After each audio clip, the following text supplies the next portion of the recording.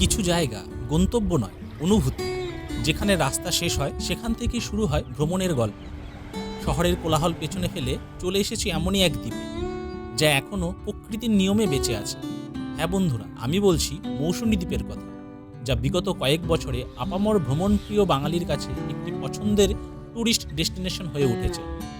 যদি আপনি খুঁজে থাকেন নীরবতা, প্রকৃতি আর একান্তে একটু সময় কাটাতে বন্ধুদের সাথে, তাহলে আপনি একবার এখান থেকে ঘুরে আসতেই পারেন। তার সাথে সন্ধান দেব এমন একটা ক্যাম্পের, যেখানে পাবেন সুন্দর আতিথেয়তার সাথে 4 বেলার ভুরিভোজ, সন্ধ্যার ক্যাম্প ফায়ার আর বারবিকিউ, আর এই শীতে সকালবেলায় টাটকা খেজুরের রস। অনেকেই বলে থাকে জায়গাটা সবার জন্য নাকি নয়। সেটা কতটা সত্যি ভিডিওটা দেখলেই বুঝতে পারবেন। তাই ভিডিওটা স্কিপ না করে সম্পূর্ণটা দেখতে থাকুন। সমস্ত তথ্য আপনাদের সামনে তুলে ধরবো এই ভিডিওর মাধ্যমে। আশা করি ভালো লাগবে। আর আমার চ্যানেলে যারা নতুন আছেন তারা অবশ্যই আমার চ্যানেলটাকে সাবস্ক্রাইব করে বেল নোটিফিকেশনটা অন করে দেবেন। প্রথমেই আসি আপনারা কিভাবে পৌঁছবেন মৌসুমী পৌঁছানোর জন্য প্রথমেই আপনাকে পৌঁছতে হবে শিয়ালদা। সেই মতো আমিও কৃষ্ণনগর স্টেশন থেকে ভোর 4টি করে ট্রেন ধরে পৌঁছে গেলাম শিয়ালদা। সেখান থেকে 7:14 নামখানা লোকাল। শিয়ালদা থেকে মৌসুমী অথবা বকখালি যাবার জন্য এই ট্রেনটাই পারফেক্ট। একটু আগে করে আসলে সিট পাওয়াটা অনিবার্য।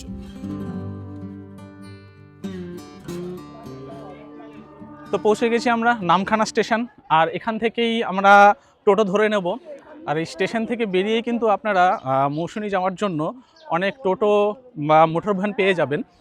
তো আমি এখান থেকে টোটো বা ধরবো না, আমি একটু হেঁটে যে মেন রোডটা আছে ওইখানে যাব। ওখান থেকে আমি টোটোটা ধরবো, কারণ ওখান থেকে ভাড়াটা একটুখানি কম পড়বে। আর আজকে হচ্ছে জানুয়ারি মাসের 11 তারিখ, আর গঙ্গাসাগর মেলা শুরু হয়ে গেছে, তাই ট্রেনে প্রচুর ভিড় ছিল। আর প্রচুর যাত্রী কিন্তু এখানে এসছে, কারণ যারা গঙ্গাসাগর নামবে, যারা গঙ্গাসাগর মেলায় যাবে, তারা কিন্তু এই নামখানা স্টেশন বা কাকদ্বীপ নেমে এখান থেকেই গঙ্গাসাগর মেলায় যাবে। তো চলুন আমি এখন মেন রোডে গিয়ে টোটো ধরবো। এই যে এদিক থেকে স্টেশন এদিক থেকে বেরিয়ে এইদিকে সোজা গেলে মেন রোডটা পড়বে।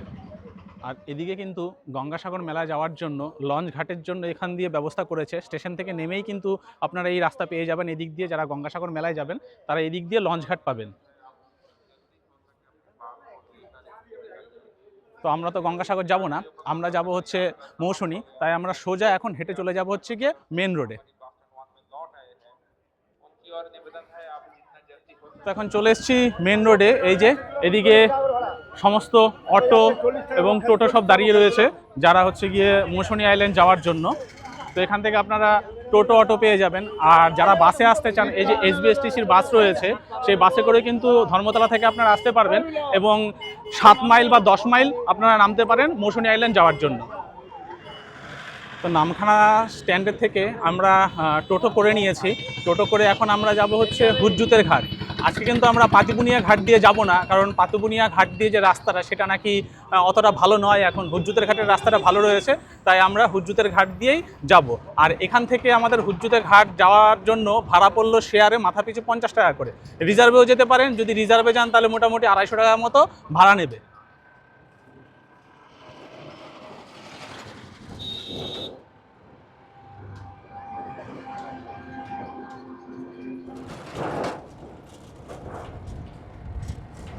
কেউ যদি ভুলে যদি আসার সময় ওই ঘাটে যদি এসে পড়ে, তার একদম তো বলা ঘাটে সাফা করে দিই। যারা আপনারা মৌসুমী আসবেন তারা কিন্তু যদি গাড়ি নিয়ে আসেন, তারা কিন্তু এখানে পার্কিংয়ের ব্যবস্থা রয়েছে এইদিকে। এছাড়াও এদিকে কিন্তু 4 চাকা গাড়ি পার্কিং করার ব্যবস্থা এখানে রয়েছে।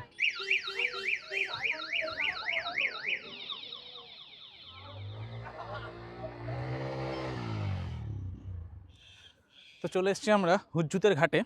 আর এই যে এটাই হচ্ছে হুজ্জুতের ঘাট। এই যে এখানে নৌকো দাঁড়িয়ে আছে, এই নৌকো করেই আমাদেরকে যেতে হবে হচ্ছে ওই পারে মৌসুমী আইল্যান্ডের জন্য। আর এই যে পেছনে যে নদীটা রয়েছে এটা হচ্ছে চিনাই নদী, এই নদী পার করেই আমাদেরকে ওপারে যেতে হবে। এই যে এই বোটে করে আমাদেরকে এখন যেতে হবে।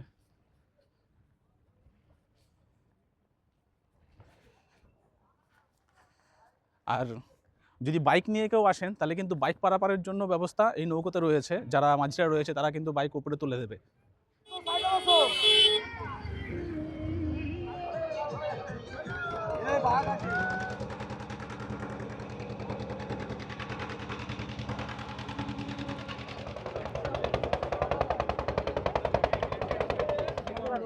আমরা ঘাট পেরিয়ে গেছি, তো ঘাট ভাড়া এখন 10 টাকা করে নিল, 5 টাকা করে ছিল, তো ট্যুরিস্ট বেশি বলে বোধহয় এখন ভাড়াটাও একটুখানি বেশি আছে। এই যে প্রচুর ট্যুরিস্ট কিন্তু এখনও লাইন দিয়ে দাঁড়িয়ে রয়েছে নৌকায় ওঠার জন্য।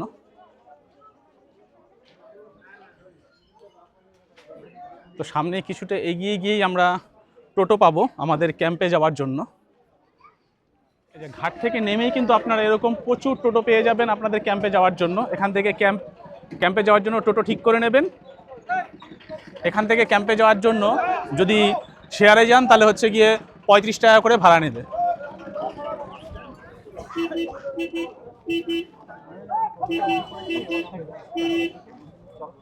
তো এখন আমরা উঠে পড়লাম টোটোতে, এখন আমরা যাব হচ্ছে আমাদের ক্যাম্পের দিকে।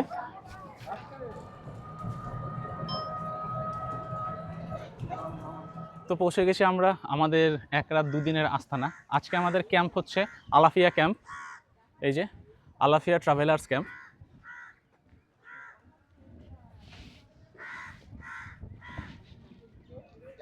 এই যে ঢোকার সঙ্গে সঙ্গে আমরা পেয়ে গেছি ওয়েলকাম ড্রিঙ্কস ডাবের জল।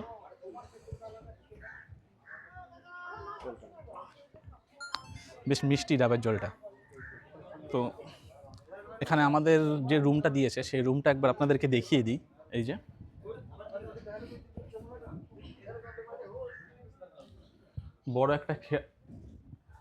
বড় একটা খাট রয়েছে, এখানে উপরে পাখা রয়েছে, এসিও আছে।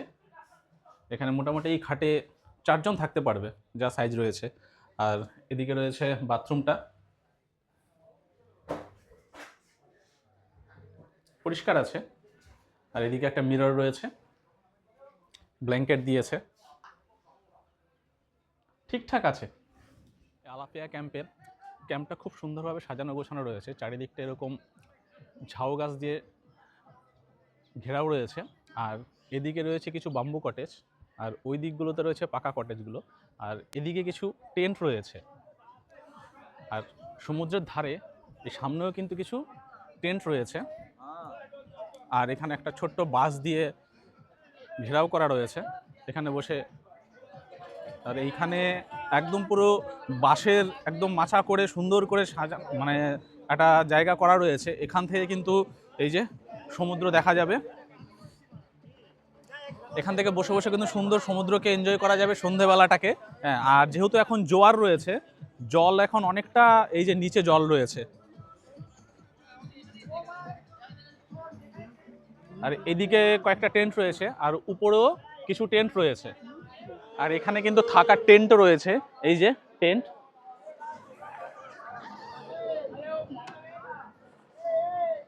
এই যে এই টেন্টে 2 জন থাকতে পারবে, ব্ল্যাঙ্কেট দেওয়া রয়েছে, এখানে চার্জিং পয়েন্ট রয়েছে, একটা বাল্ব রয়েছে। হ্যাঁ, তো 2 জন থাকার জন্য খুব সুন্দর। আর এই টেন্টের এখান থেকে বসেই কিন্তু একদম পুরো সামনের এই সমুদ্র।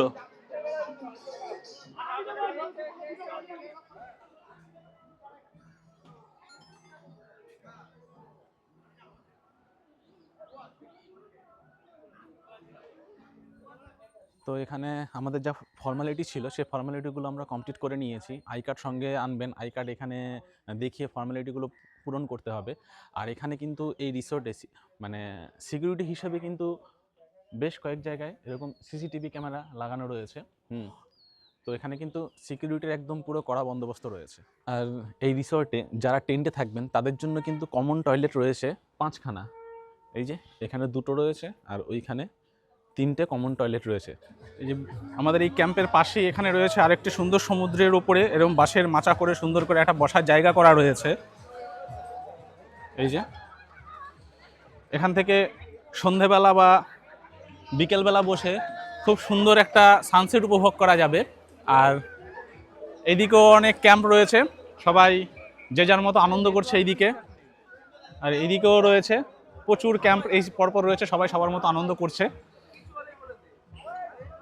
আর এদিকে হচ্ছে সমুদ্র। এটা দুপুরের মেনুতে এখানে আছে ভাত, আমুদি মাছ ভাজা, চিংড়ি মালাইকারি, এদিকে হচ্ছে গিয়ে আলু ভাজা আছে, আর এখানে হচ্ছে কাতলা কালিয়া রয়েছে, ডাল রয়েছে, আর হচ্ছে আলু ফুলকপির তরকারি রয়েছে।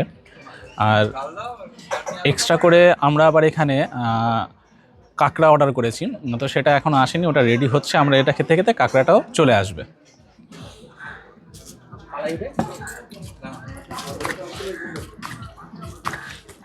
রান্না কিন্তু এদের যথেষ্ট ভালো। বেশ দিয়ে হলো আমাদের কাঁকড়া, পুরো 1 প্লেট কাঁকড়া আমরা অর্ডার করেছিলাম। এখানে 500 গ্রাম কাঁকড়া আছে। এটা কিন্তু প্যাকেজের মধ্যে থাকবে না, এগুলো কিন্তু প্যাকেজের থেকে আলাদাভাবে অর্ডার করতে হবে। এই কাঁকড়াগুলো কিন্তু এখানে যে প্যাকেজের বাইরে তো রয়েছে, কিন্তু এদেরকে বললে এরা কিন্তু করে দেবে। কিন্তু কাঁকড়াটা আমরা কী করেছিলাম, সামনে বাজার ছিল, তো ওখান থেকে আমরা কাঁকড়াটা নিয়ে এসেছি এবং এনাদেরকে বলেছি এটাকে রান্না করে দিতে, তো সেটাই কিন্তু ওনারা রান্না করে দিয়েছে। তো তার জন্য একটা চার্জ রয়েছে। 1 কেজি কাঁকড়া রান্না করে দিতে এরা 150 টাকা নেয়, এবং যদি 500 কাঁকড়া হয় তার জন্য ওরা 100 টাকা চার্জ নেবে। তো সময় হয়ে গেছে এখন বিকেল 2:45। তো আমরা দুপুরে লাঞ্চ করে তো এই মৌসুনী আইল্যান্ড যে আশেপাশে গ্রামটা রয়েছে সেটা একটুখানি ঘুরে দেখতে যাচ্ছি। তো সামনেই রয়েছে হচ্ছে একটা ম্যানগ্রোভের মতো, আর ওখানে একটা মোহনা রয়েছে, সেটা দেখতেই যাচ্ছি। তো এগিয়েই যাই, হেঁটে হেঁটেই যাচ্ছি, কারণ বেশি দূরে নয়। আমাদের ক্যাম্প থেকে বলল যে হেঁটেই যাওয়া যাবে, হেঁটেই 10 থেকে 15 মিনিট মতো সময় লাগবে। তো খাওয়ার পরে হাঁটাটাও হয়ে যাবে, আর জায়গাটাও একটু দেখে আসি এবং সঙ্গে আপনাদেরকেও দেখিয়ে আনি। তো চলুন যাওয়া যাক সেই ম্যানগ্রোভ।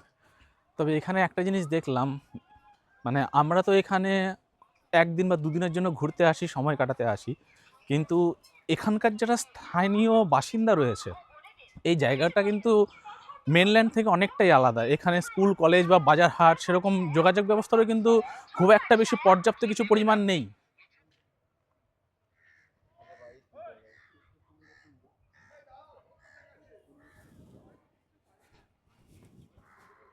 ক্যাম্পে রয়েছি, তার সামনে থেকে একটু এগিয়ে এসেছি আমরা, আর এখান থেকেই ওই দূরে একটা দ্বীপ দেখা যাচ্ছে, ওটাই হচ্ছে জম্বুদ্বীপ।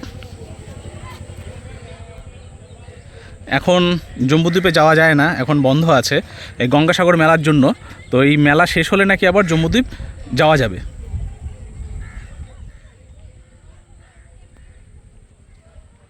এই যে মৌসুনী আইল্যান্ডের এই যে জায়গাটা, এখানেতে দেখা যাচ্ছে যে এইটা, এই যে আমরা যে জায়গাটা দিয়ে যাচ্ছি, এটা বেসিক্যালি অনেকটা বাঁধের মতো। আর এই যে এই দিকটাতে, এখানটাতে রয়েছে হচ্ছে কি যে সমুদ্রটা এখানে। আর এখানে দেখেন প্রত্যেক বছর কিন্তু যে বন্যা হয় বা ঝড় হয়, এতে কিন্তু এইগুলো জায়গাগুলো অনেকটাই ক্ষতিগ্রস্ত হয়। তো সেখানে দেখুন জল যাতে ক্ষতিগ্রস্ত না করতে পারে তার জন্য কিন্তু এরা দেখুন এখানে অনেক মানে ত্রিপল বা তাঁবুর মতো কিছু বা বস্তা দিয়ে রেখেছে, যাতে বাঁধগুলোকে, এর নিচে সব মাটি রয়েছে, সেটাকে ভাঙতে না পারে। তো আমরা যারা এখানে 1 বা 2 দিনের জন্য ঘুরতে আসি, তাদের কাছে বিষয়টা হয়তো বেশ ভালো লাগে, কিন্তু এখানকার স্থানীয় বাসিন্দা যারা রয়েছে তাদের ক্ষেত্রে কিন্তু বিষয়টা খুব কষ্টজনক। কারণ প্রায় মানে প্রত্যেক বছরই এই বাঁধ ভাঙতে থাকে। এখানকার যে জনজীবন সেটা অনেকটাই কষ্টের হয়ে যায় ওদের পক্ষে। জাস্ট একবার ভাবুন, মানে কোনো এক বিকেলে আপনি আপনার প্রিয়জনের সাথে এই রাস্তা ধরে সুন্দর হাঁটছেন, এদিকে হচ্ছে গিয়ে সমুদ্র, তার ওপারে হচ্ছে একদম পুরো সূর্য তার অস্তগামী যাবে, সেই সময়ে কতটা দারুণ লাগবে স্যার, জাস্ট একবার ফিল করুন।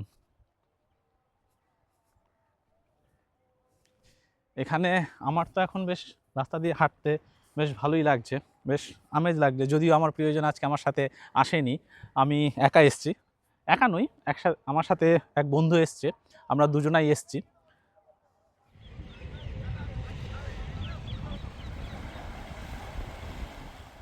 তো এখন আমরা চলে এসেছি ম্যানগ্রোভ ফরেস্ট, যেটা সেখানে আমাদের এই ক্যাম্প থেকে হেঁটে আসতে মোটামুটি সময় লেগেছে এই 10 থেকে 12 মিনিট মতো। এই হচ্ছে ম্যানগ্রোভটা। এই যে পিছনে যে মানে ম্যানগ্রোভের যে জঙ্গলটা দেখা যাচ্ছে, তারপরেই কিন্তু রয়েছে নদী। এই দিক থেকে চলে এসেছে চিনাই নদীটা, আর এই দিকে রয়েছে হচ্ছে গিয়ে সাগরটা। এটা অ্যাকচুয়ালি মোহনা, এখানটাতেই নদীটা সাগরে মিশেছে, আর এই হচ্ছে ম্যানগ্রোভ।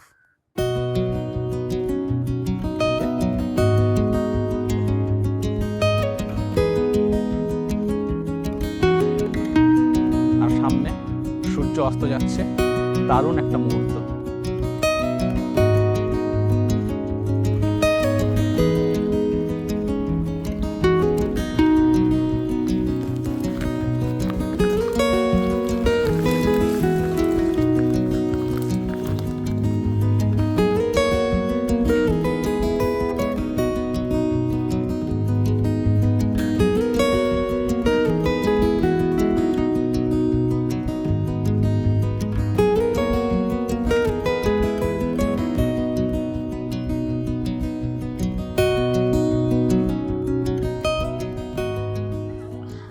এখন এই ম্যানগ্রোভটাতে জল নেই, এখানে সব ম্যানগ্রোভের মরা গাছগুলো, আর কারণ এখন ভাটা চলছে বলে জল নেই, জোয়ারের সময় এখানে সব জল থাকে।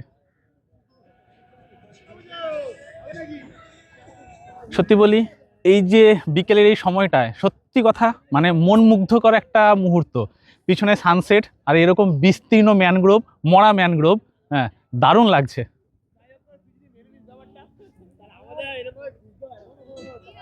পেছনে সূর্যটা একবার দেখুন।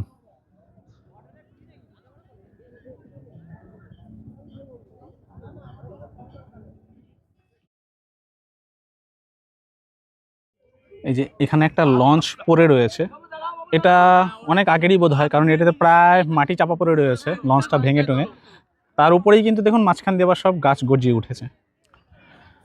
সুন্দর একটা মুহূর্ত কাটলো এখানে এসে, অনেকটা সময় কাটিয়েছি, মানে কিভাবে যে সময়টা কেটে গেছে বুঝতেই পারিনি। এখন বাজে হচ্ছে 4:16, আমরা এখানে এসছি প্রায় 1.5 ঘন্টা হয়ে গেছে এইখানে এসছি। মানে কিভাবে যে সময় কেটে গেল সত্যিই বুঝতে পারলাম না। জায়গাটা দারুণ, মানে অনেক ছবি টবি তুলেছি, মানে ফটোসেন্ট্রিক একটা জায়গা, দারুণ লাগবে। আপনারা আসবেন এইখানে মৌসুনী আইল্যান্ড ঘুরতে আসলে এই আইল্যান্ডটাতে, মানে ম্যানগ্রোভটাতে আপনাদেরও দারুণ লাগবে। আর বিশেষ করে সূর্যাস্তের সময়টা কিন্তু মিস করবেন না। তো ভেবেছিলাম একটা সানসেটের টাইম ল্যাপস নেব, কিন্তু দুঃখের বিষয় হলো সূর্যটা মেঘে ঢেকে গেছে, সূর্যটা দেখা যাচ্ছে না, তাই টাইম ল্যাপসটা নিতে পারিনি। তো কালকে সকালবেলা সানরাইজটা নেবার চেষ্টা করব। এই যে এই দিকটাতে হচ্ছে গিয়ে সেই নদীটা এখান দিয়ে এসেছে, আর এই যে এখানে সাগরে এসে মিশেছে। আর আজকে ওয়েদারটা বিকেলবেলা হঠাৎ করে মেঘলা হয়ে গেল বলে সানসেটটা আর নেওয়া গেল না। এদিকে সূর্যটা হালকা হালকা উঁকি মারছে, দেখা যাচ্ছে না। তো তারপরও এই সমুদ্রের ধারে বসে সময় কাটাতে বেশ ভালোই লাগবে। তো কিছুটা সময় আর একটু এখানে কাটিয়ে তারপর আমরা আমাদের ক্যাম্পের দিকে ফিরে যাব। আর হয়ে গেছে সন্ধ্যা, প্রায় 6:45 বেজে গেছে, আর আমাদের আলাপিয়া ক্যাম্প কত সুন্দরভাবে সেজে উঠেছে আলোয়, সেটা একবার দেখুন।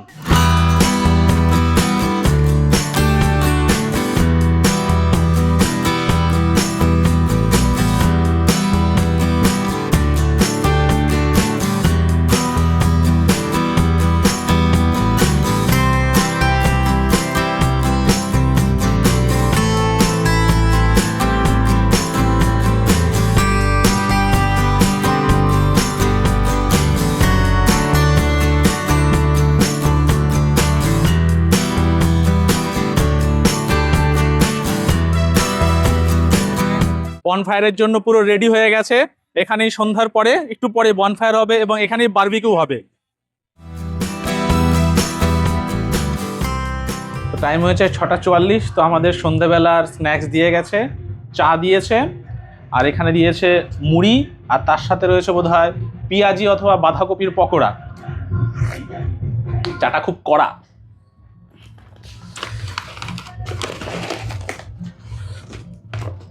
তবে আমাদের পকোড়াটা ঠান্ডা হয়ে গেছে, আমরা ঘরে বসে রয়েছি, আমাদের কথা খেয়াল নেই ওদের। তো সবাই বাইরে বসে রয়েছে, সেজন্য বাইরে দিয়েছে। তো আমাদের দিচ্ছে না বলে আমরা ডাকলাম, তখন আমাদেরকে দিয়ে গেল, সেই কারণে পকোড়াটা একটুখানি ঠান্ডা হয়ে গেছে। ঠিক আছে, চলবে, কোনো ব্যাপার না। আর এখানে রেডি হচ্ছে সন্ধ্যেবেলার চিকেন বারবিকিউ।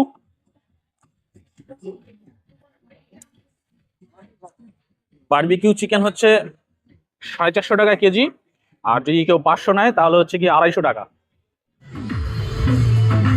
করেছিলাম চিকেন বারবিকিউ, তো খুব সুন্দর করে সাজিয়ে দিয়েছে, এই যে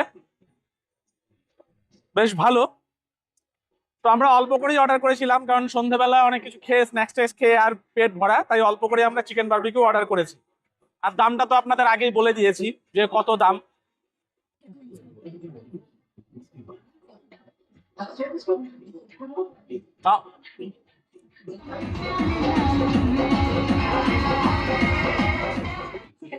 তো রাত বাজে 9:10, আর এখন আমরা চলে এসেছি আমাদের ডিনার কমপ্লিট করতে।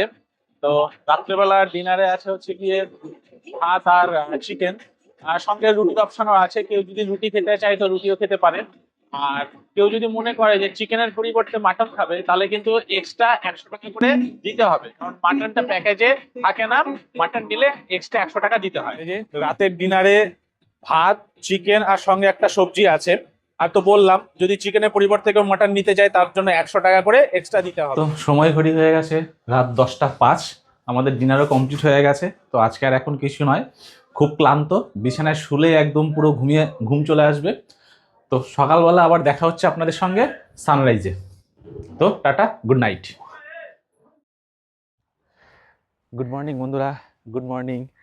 আর এখন হচ্ছে সকাল 6টা, আর আমরা চলে এসেছি সমুদ্রের ধারে সুন্দর একটা সানরাইজ নেওয়ার জন্য। আকাশ একদম পরিষ্কার রয়েছে, আর সানরাইজের জন্য সুন্দর একটা ফ্রেমও খুঁজে পেয়েছি। তো ওয়েট করছি সূর্যটা ওঠার জন্য। এই যে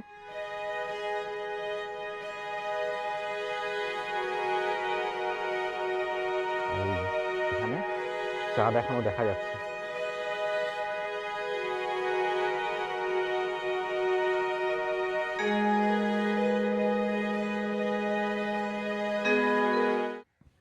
যে মুহূর্তটার জন্য অপেক্ষা করছিলাম এতক্ষণ ধরে, ফাইনালি সেই মুহূর্তটা চলে এসছে। দেখুন একবার।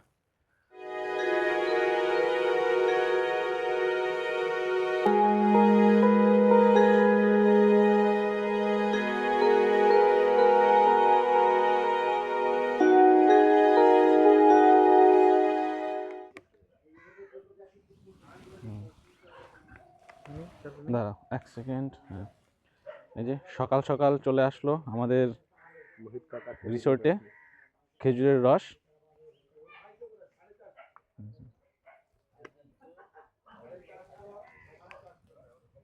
এই যে এই কাকা নিয়ে আসলো আমাদের একদম পুরো যেটা রয়েছে, আমাদের রিসোর্ট রয়েছে, রিসোর্টে উনি নিয়ে গেছে। কালকে রাত্রেবেলা উনি আমাদের থেকে অর্ডারটা নিয়ে গেছিল, সকালবেলা নিয়ে আসলো। তো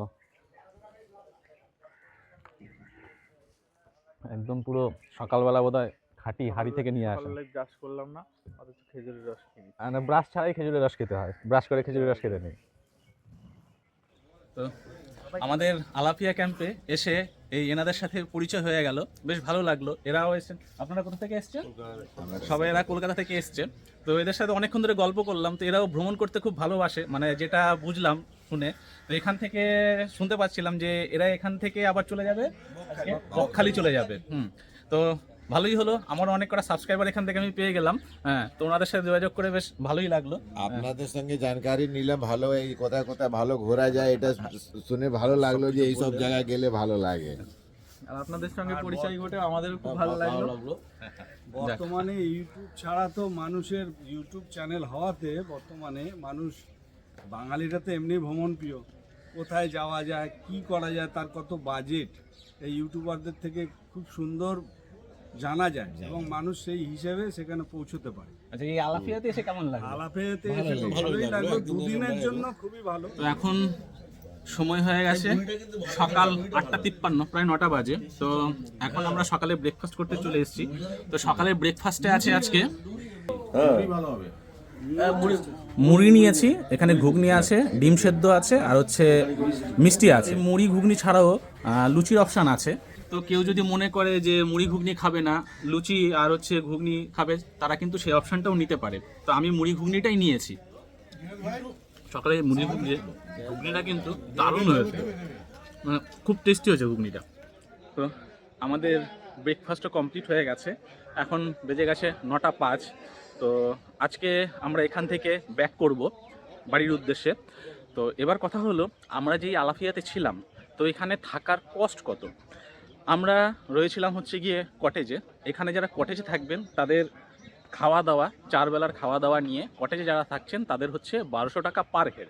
আর যারা টেন্টে থাকবেন তাদের হচ্ছে 1000 টাকা পার হেড। কিন্তু টেন্ট এবং মানে কটেজে যারা থাকছেন তাদের কিন্তু খাবারের কোনো রকম হেরফের নেই, খাবার সবারই এক। টেন্টে যারা থাকছেন তাদেরও খাবার মেনু যা আছে, এবং কটেজে যারা থাকছেন তাদেরও খাবার মেনু একই আছে। তো যারা এখানে আসতে চাইছেন তাদের এই আলাফিয়ার কন্ট্যাক্ট নাম্বারটা আমি ডেসক্রিপশানে দিয়ে দেবো, আপনারা চাইলে যোগাযোগ করে নিতে পারেন। তো এখানে আরেক দাদার সাথেও পরিচয় হয়ে গেছে। দাদা এসছে কোথা থেকে? হুগলি থেকে। হ্যাঁ, আমি হাজিগড় থেকে এসেছি। হুগলির হাজিগড় থেকে। দাদাও কিন্তু ঘুরতে খুব ভালোবাসে, যা শুনলাম। তো এখানে এনাদেরই যারা ছোট ইয়াং রয়েছে তাদের সাথে এসছে, দাদাও খুব আনন্দ করলো। কালকেই দাদার সাথে পরিচয় হয়েছে, তো ভিডিও আর করা হয়নি। তো আজকে সকালবেলা দাদার সাথে কন্ট্যাক্ট নাম্বারটাও বিনিময় করে নিয়েছি। আর দাদা আমার সাবস্ক্রাইবারও হয়ে গেছে।